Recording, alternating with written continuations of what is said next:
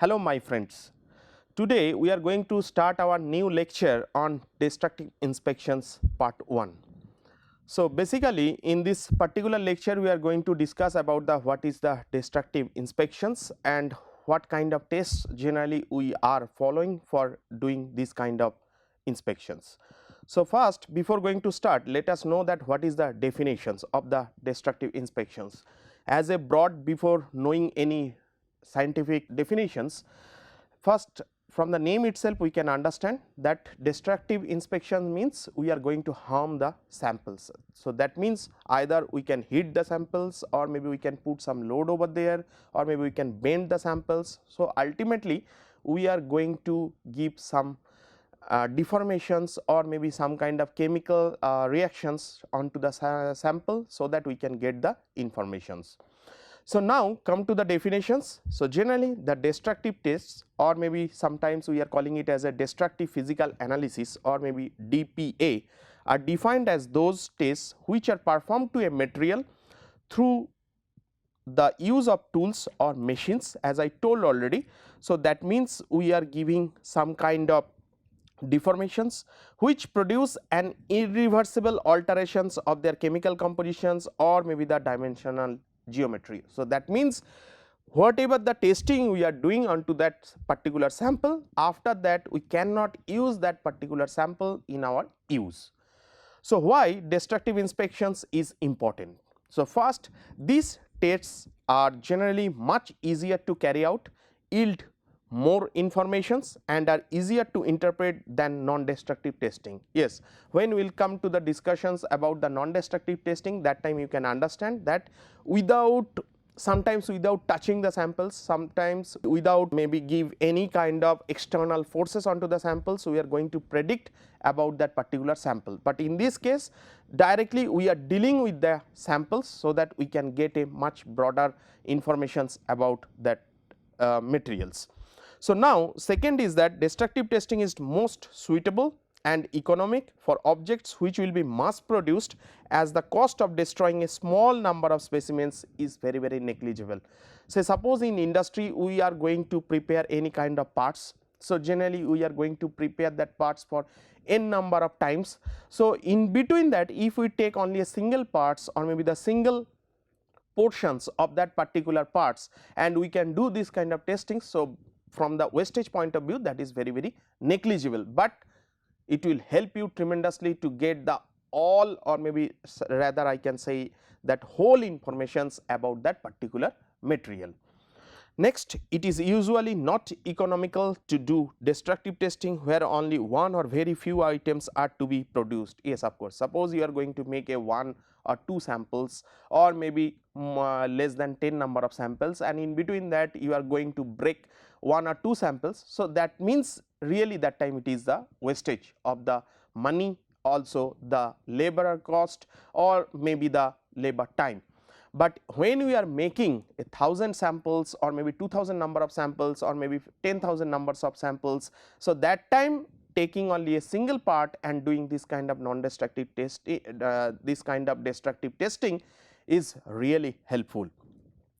Next, it is often less expensive to scrap a part to make a destructive quality test than to test the parts using more expensive non-destructive tests. Yes, of course, non-destructive testing, there are so many tests are there, that is maximum time we are doing into the non-contact mode. So of course we are, whatever the equipment we are going to use, that equipment is very expensive. Next, what about the destructive testing of materials? So first, aim. So aim is that number 1, determination of chemical, mechanical and metallurgical properties. So that informations we can get. Number 2 is that evaluation and selection of material for a specific environment and certain applications. And number 3 is that determination of service life of a component under given loading conditions. So these 3 are the main aim of the destructive tests. So destructive tests are best when used together with non-destructive methods, these combinations gives the best information on materials. Yes, of course.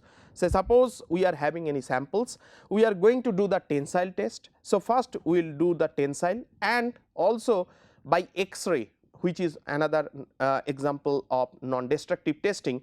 So, that through that one also we can detect that if there is any crack or maybe any pores are present inside the materials. So, by one way you can say that we are trying to test that materials based on the destructive testing and non-destructive testing, so that the combinations it will give a more clear view about the particular material. Non-destructive tests show if cracks, corrosions or other faults exist. Destructive tests in turn indicate how and when the objects are in danger of breaking down or failing. Destructive testing of materials include mechanical testing like tensile, bend and impact tests, hardness testing, macro and micro testing, as well as material analysis and metallographic examinations. It is also useful in some scenario of reverse engineering. Yes, of course, reverse engineering, though it is not a very good practice for the engineers, but sometimes we may require. Say suppose we are having any kind of parts, but that parts has been made by some other agency or company or maybe somebody else. Now we want to know the properties of that particular parts. Say suppose we are having one machines, that machines has prepared by some other company and it has given to us. Now in between maybe some parts has been damaged. So unless and until we will get or maybe we will gather the informations about the material properties of that particular parts, it is very difficult to us to make that part again or maybe recycle that part or maybe repair that part. So that is known as the reverse engineering. So generally we are using it for finding the relevant and similar materials for replacing, renewing a material or component. Now what are the classifications of destructive testing? So there are several classifications. So first it is about the chemical test. Chemical test is also divided into two subcategories. One is called the qualitative analysis, another one is called the quantitative analysis. Next, corrosion test. Next is the metallographic test, and the last one is called the mechanical test. Mechanical test, there are so many will come. First is called the tensile test will come, bend test will come, impact and fracture test, fatigue and toughness test, creep and hardness test, nick and break test. This last 4 tests we are going to discuss in our next lecture. So now first we are going to discuss about the chemical tests. So from the name itself you can understand that we are trying to do some chemical reactions by which we can gather some informations about that particular materials. So what are the objectives of chemical test? First is that to determine the chemical composition of materials, that means what kind of materials has been used to prepare that kind of parts or maybe composites. So sometimes it is really difficult to get the exact compositions, means at what percentage or loading we have prepared that particular parts, but at least we can get the informations that say suppose any kind of composites, aluminum percentage or maybe the magnesium percentage or maybe the iron, the what kind of composites are materials are present, that we can recognize, but sometimes it is really very difficult that whether the aluminum percentage or maybe the quantity is 3% or maybe 5% or 10%, that is sometimes really difficult, but anyhow we can gather the informations about the chemical informations about that particular materials. Now chemical analysis of materials is important to ensure that we are getting the material that is appropriate for the intended end use. These techniques can be grouped into 2 categories. So first one is called the qualitative analysis and second one is called the quantitative analysis. So what is qualitative analysis? So these methods are used to determine which elements exist in a sample. Some most commonly used qualitative analysis techniques are mass spectrometric atomic spectroscopy, X-ray fluorescence, particle induced X-ray emissions and X-ray photoelectron spectroscopy, or maybe in a broad name generally we are calling it as a XPS. All these spectroscopic analysis techniques work on the principle of spectroscopy, which describe the interaction of radiations with matter. These methods differ with respect to the species to be analyzed. For an example, it is molecular or atomic spectroscopy, the type of radiation matter interactions to be monitored like absorption, emission, or maybe the diffraction, and the region of the electromagnetic spectrum used for this particular analysis. Now, what are the principles of spectroscopy? If matter is exposed to electromagnetic radiation, the radiation can be absorbed, transmitted, reflected, scattered, or undergo photoluminescence. Photoluminescence is a term used to designate a number of effects including fluorescence, phosphorescence, and Raman scattering. So, generally in this particular case you see the matter or maybe the objects or maybe the parts is this one. So, incident light beam is coming, then either it can give you the photoluminescence property, or maybe it can transmit it through that particular medium, or maybe it can be scattered, and some radiations or maybe the incident beam will be reflected by that particular parts also. So, now we have to put the detector in all these places and we have to get the informations that what kind of material compositions it is. Next is called the quantitative analysis. So, quantitative analysis is the determinations of the mass of each element or compound present. As I told already, it is not so easy, but it can be achievable. So, now quantitative analysis methods include gravimetric analysis, optical atomic spectroscopy, and the neutron activation analysis. So, now what is gravimetric analysis? In this method, generally the sample is dissolved and then the element of interest is precipitated and its mass measured, or the element of interest is volatilized and the mass loss is measured. But sometimes it may happen when we are talking about a particular composites, there we are adding maybe more than 10 number of elements. So, that time really it is very difficult to get the actual informations about the all the masses of these particular elements. But if the number of elements will be less, so that time it is more easier to get the informations, to get the amount of that particular elements, and it can be helpful to detect about the chemical compositions of that particular material. So, what is the example?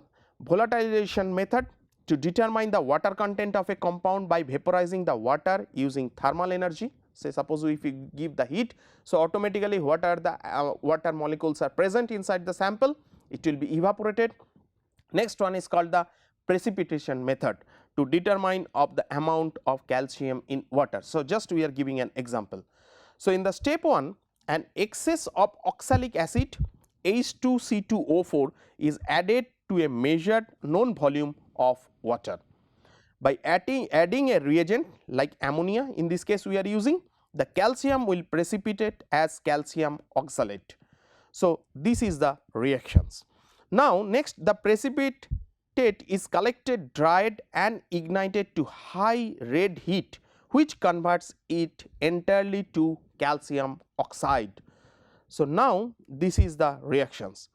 At last you see the in step 4, the pure precipitate of calcium oxide is cooled, then measured by weighing, and the difference in weights before and after reveals the mass of calcium oxide. The amount of calcium oxide can then be used to calculate the amount of calcium in the original mixture. So, in this case it is very simple, but as I told already that if there are n number of compounds are present, so that time really it is very difficult. Now, what is the difference between optical atomic spectroscopy and neutron activation analysis? So, in optical atomic spectroscopy, energy absorbed to move an electron to a higher energy level, or rather we can say in higher orbital, is absorbed in the form of photons. But for neutron activation analysis, It is the process in which neutron radiation induces radioactivity in materials and occurs when atomic nuclei capture free neutrons, becoming heavier and entering into the excited states. For optical atomic spectroscopy, in this particular case, each element has a unique number of electrons. An atom will absorb energy in a pattern unique to its elemental identity, say suppose calcium, sodium, this kind of things, and thus will absorb photons in a correspondingly unique pattern.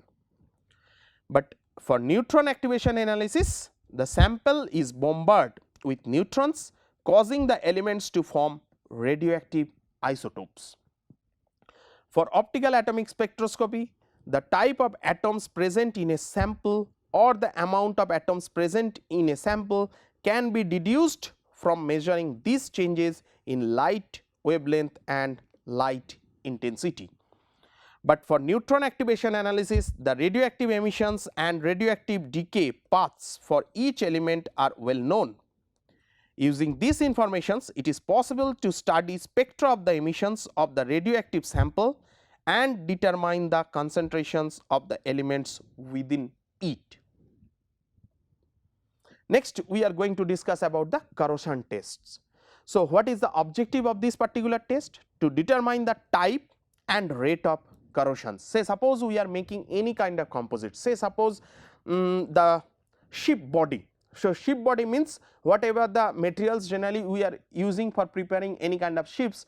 So, continuously when the ship will move, so continuously it will react with the sea water. Sea water is nothing but a salty water. So, that means we have to check what is the corrosion properties of that particular material. So, in that case we have to use some kind of corrosion resistant materials that it should not react with the sea water.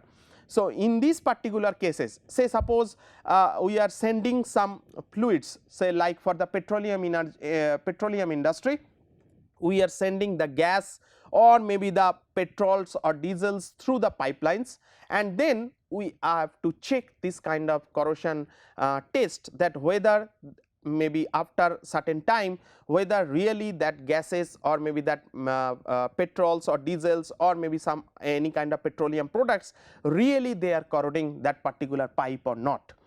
So, in this particular case, conducted under laboratory conditions for accurate forecasting of products performance in service, accelerated corrosion tests are used to get a better understanding of its mechanism and to determine the corrosion susceptibility of material. An accelerated corrosion test is a necessary and powerful tool when used in material selections as a relative indicator of corrosion resistance, examining potential environments for new materials, determining corrosion control strategies of fielded items. So, these all are the requirement, generally for that we are doing the corrosion tests. Next is called the metallographic tests. It is the study of physical structure and components of metals by using microscopy. Ceramic and polymeric materials are also prepared and tested using metallographic techniques. Hence, these studies are called ceramography, plastography and collectively called materialography.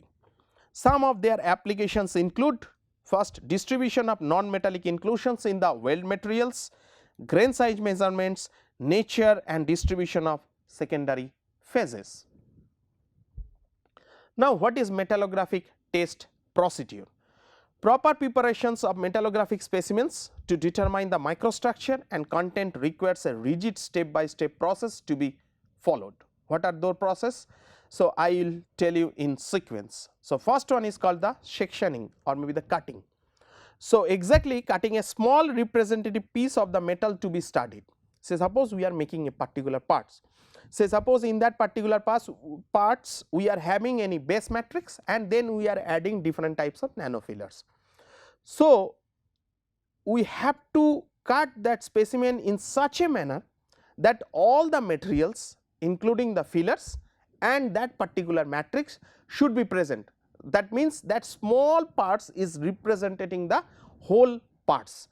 Now, in some cases we are right, some cases we are wrong also. So, in that case what we have to do?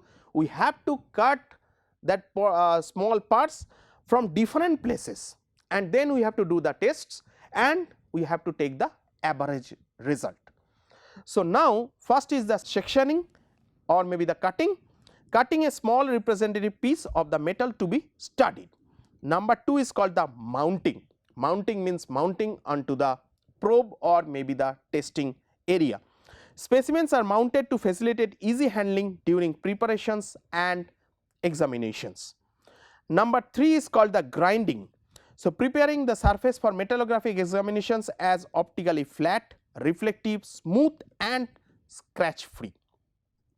Number 4 is polishing. So, for metal testing generally we are doing some kind of polishing testing, so that we can get some kind of informations like grain size, grain boundary, this kind of informations generally we can get to remove deformations from grinding and obtain a surface that is highly reflective. Number 5th is called the etching. It is used to reveal the microstructures of a specimen under the optical microscope by achieving contrast in the microstructure. Number 6 is called the microscopic examination, to study the structure and constitutions of metals and alloys using metallurgical microscopes and magnifications. So, in this particular case just we have given the examples that how we are preparing the samples by etching, or maybe how we are putting that sample so that we can get the maximum informations from that particular parts. Next is called the mechanical tests. So, mechanical testing is the testing of materials to find out its mechanical properties, for example, its yield strength, hardness, fracture strength, etc. Mechanical testing is used to ensure that supplied materials will perform as expected under mechanical loading. So, what are the common mechanical tests? Say suppose tensile tests, bend tests, hardness tests, impact tests, fracture toughness tests, fatigue tests, creep test, and last one is called the nick break test. So, first we are going to discuss about the tensile tests. That is the very common tests generally as a material scientist. Every time we are following this kind of tests, say suppose for the polymeric materials, ceramic materials, for metals. So, generally this is called the preliminary tests, generally every time we are doing. So, what is tensile tests? Tensile testing, also known as tension testing, is a fundamental material science and engineering test in which a sample is subjected to a controlled tension until failure. Yes, of course, sometimes we are doing the tensile test, sometimes we are doing the compressive test also. It is probably the most fundamental type of mechanical test one can perform on material. Tensile tests are simple, relatively very inexpensive and fully standardized. Properties are directly measured by a tensile tests are UTS. So, that means ultimate tensile strength, breaking strength, maximum elongation and reduction in area. From these measurements, the following properties can also be determined, like Young modulus, Poisson ratio, yield strength and strain hardening characteristics. These properties are useful in comparison of materials like alloy development, quality control and design under certain circumstances. Tensile test specimen, generally there are so many standards like ASTM standards, some ISO standards are there. As per the standards, we have to prepare the samples and we have to do the testing. So, generally tensile test specimen generally have dog bone configurations with either circular or rectangular cross section. So, now standard tensile specimen with circular cross sections, generally it looks like this. Next, tensile test procedure. The specimen is mounted by its ends into the holding grips of the testing apparatus. The tensile testing machines is designed to elongate the specimen at a constant rate. It is also continuously and simultaneously measure the instantaneous applied load with a load cell and the resulting elongations using an extensometer. A stress strain test typically takes several minutes to perform and is generally the destructive testing. That is, the test specimen is permanently deformed and usually fractured, so that after testing we cannot use that particular sample or maybe the parts. The output of tensile test is recorded as stress versus strain, or maybe generally we are plotting the data stress versus strain curve. Engineering stress sigma and strain epsilon are defined by the following relations. So, generally sigma is equal to F by A0 and epsilon is equal to Li minus L0 by L0, that means del L, what is the change in length, by the original length. So, in here the F is instantaneous load applied perpendicular to specimen cross sections, generally the units is in Newton. A0 is the original cross sectional area before any load is applied. L0 is original length before any load is applied. Li is instantaneous length. So, that means after doing this experiment that how much length has been increased. So, del L is the deformations, elongations or change in length at some instant. So, in this particular case we have given the example that typical stress strain curve. So, in this case almost there is no change in the materials, then you can see that the length is increasing and of course its cross sectional is going to be decreased. Then after that sometimes of nicking is taking place and then the fracture is taking in this particular point. Now, other mechanical properties determinations from tensile test. First one is called the yield strength. So, the engineering stress at which it is considered that plastic elongations of the material has commenced. Next is called the ultimate tensile strength, UTS, the maximum tensile stress that a material is capable of sustaining. So, this is the point, generally we are calling it as a UTS. Next is called the ductility. It is a measure of the degree of plastic deformations that has been sustained at fracture. Ductility may be expressed quantitatively as either percent elongation or percent reduction in area. So, what is elongations? So, generally we are denoting it as percentage EL.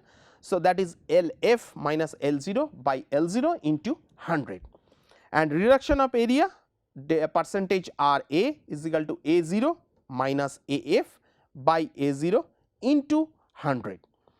So, what is L0? Original gauge length, LF is the fracture length, A0 original cross sectional area and AF is the cross sectional area at the point of fracture.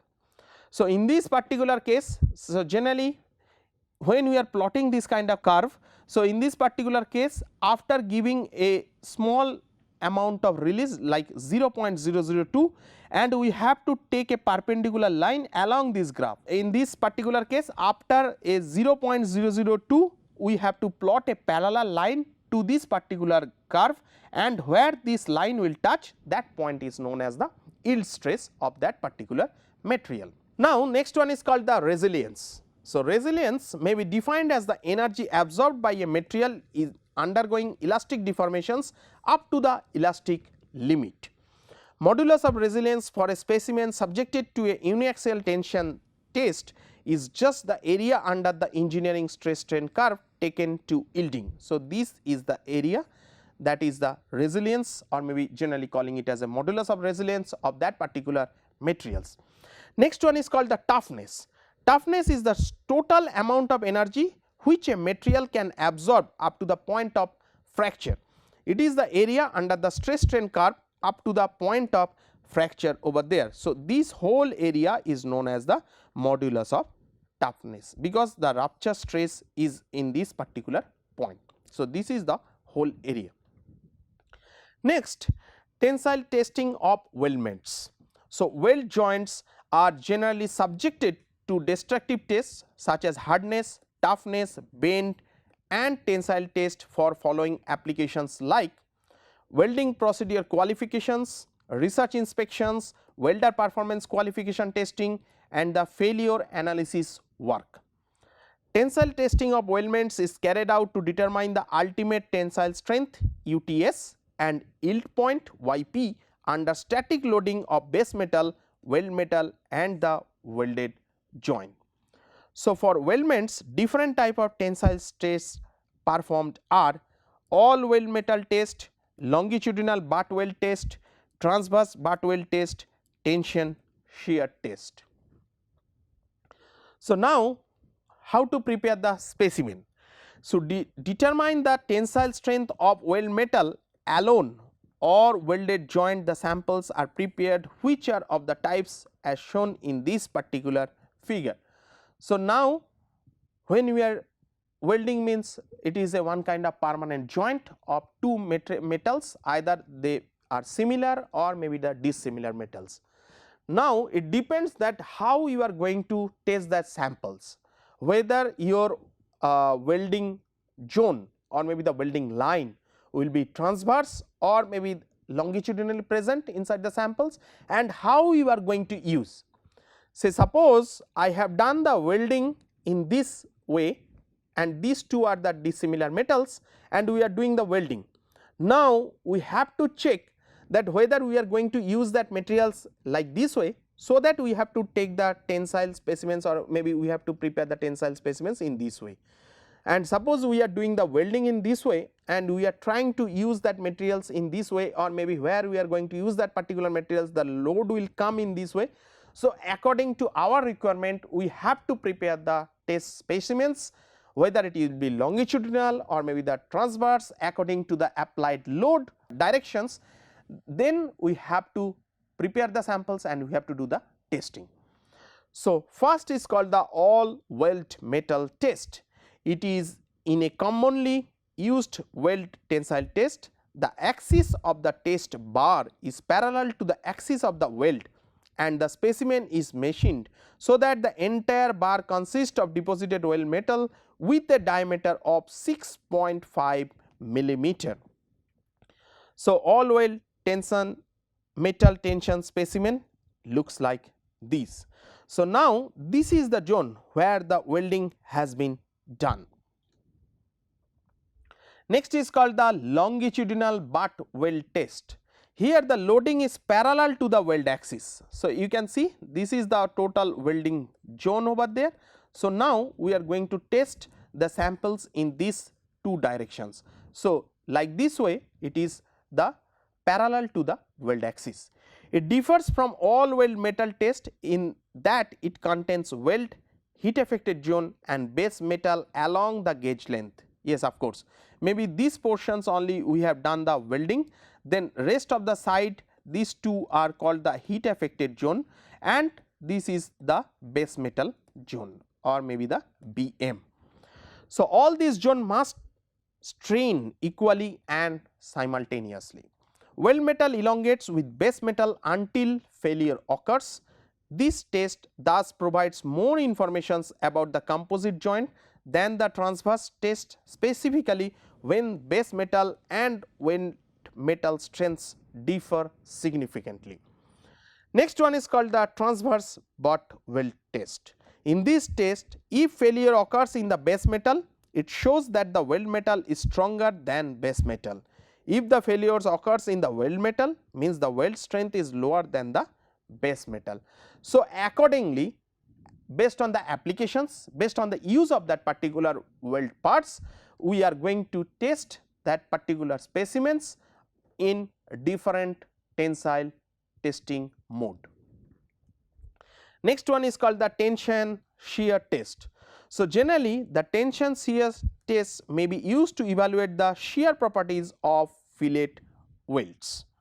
Such tests are usually intended to represent completed joints in weldments and so prepared using similar procedures.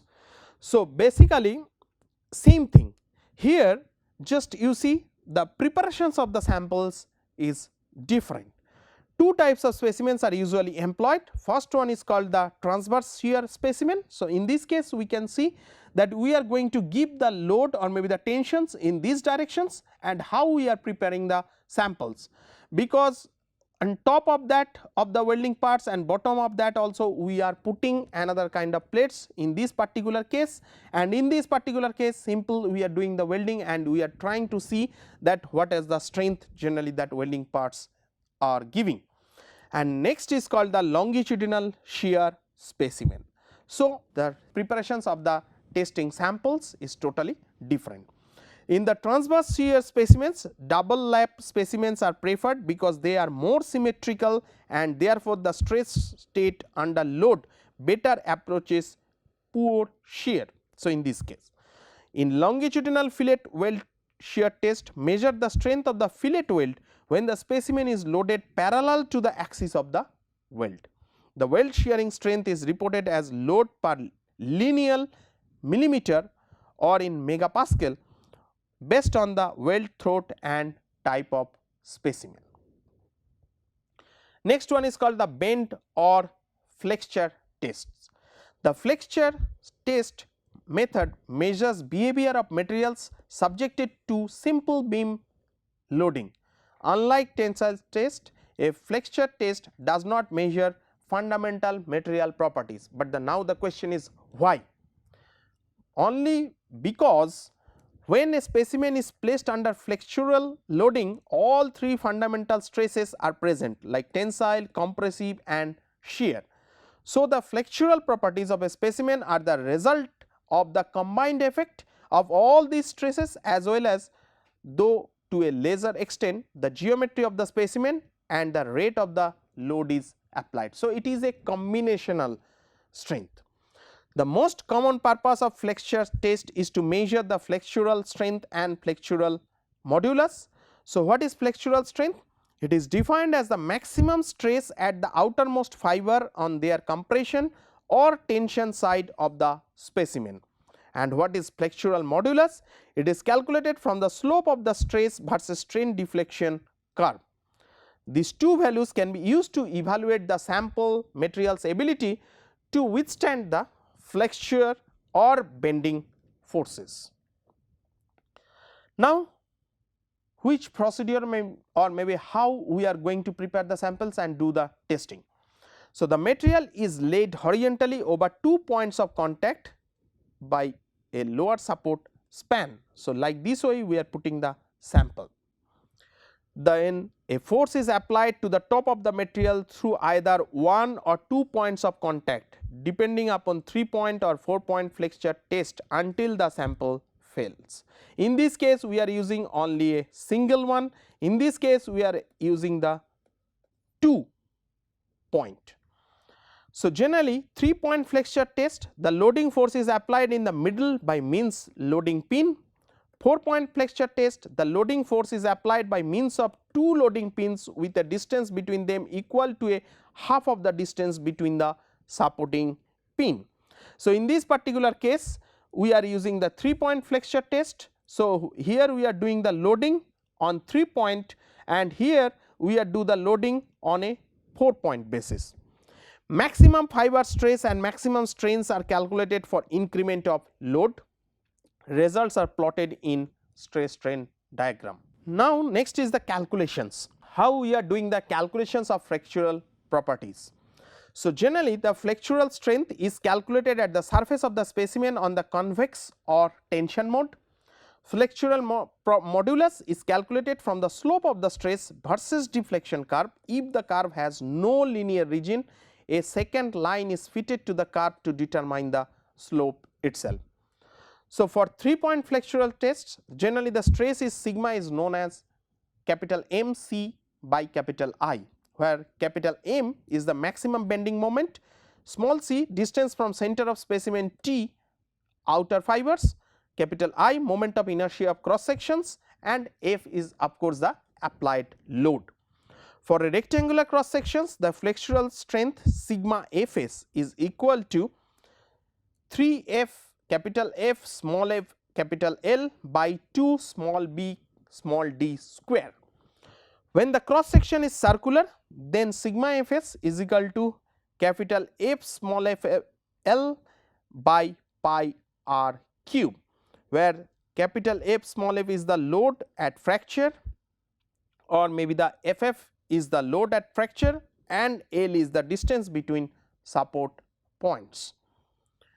So, this is the case in case of suppose the sample is rectangular or maybe the sample is circular. So, m value is this one, small c is the this one, capital I and the sigma is this one. Next is that flexural or bend testing of weldments. So, the quality of weld in terms of ductility of weld metal and heat affected zone, as well as tests for opening of defects, particularly lack of sides wall fusion, root fusion and penetration of welded joints are checked by means of a bend test. So, the bend test is a simple and inexpensive qualitative test that can be used to evaluate both the ductility and soundness of a material. It is often used as a quality control test for butt welded joints, having the advantage of simplicity of both test piece and equipment. Bend tests of weldments are subdivided into two types. One is called the free bend test, another one is called the guided bend test. What is called free bend test? So, the free bend test has been devised to measure the ductility of the weld metal deposited in a weld joint. So, a test specimen is machined from the welded plate with the weld located in the center. The ends of the specimen are then bent to form two 30-degree angles at approximately 1/3 of the length inward from the ends. So, simple, we are giving a 30-degree over there. So, now it is done to ensure that all bending occurs in the weld, then final bending is performed till the crack appears on the weld face of critical length or failure of the specimen. Due to the inhomogeneity of the joint, there is a tendency for free bend test specimens to take up an irregular shape, so that the actual radius at various points differs from the specified value. So, there are initial bend for free bend specimens. So, generally we are giving the 30-degree, final bend for free bend specimens. So, after giving the load over here, so samples looks like this, and there are different types of bend tests are there. One is called the root bend, then face bend and the side bend. Next one is called the guided bend test. So, in this particular case, simple, we are guiding the samples so that the sample will bend like that, or maybe the following the guidance. In the guided bend test, guided bending is performed by placing the weld joint over the die. It offers better controlled conditions of the specimens and of the loading. It is costlier than the free bend tests.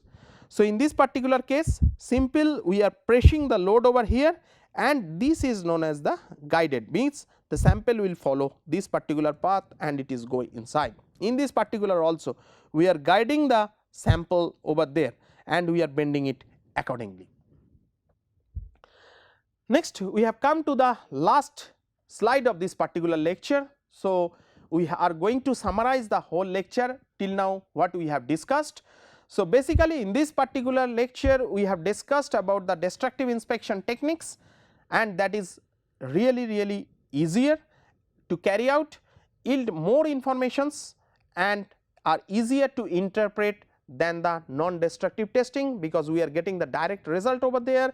There is a very less chance of any kind of assumptions. This test means basically the destructive test include the chemical, corrosions and metallographic and mechanical tests.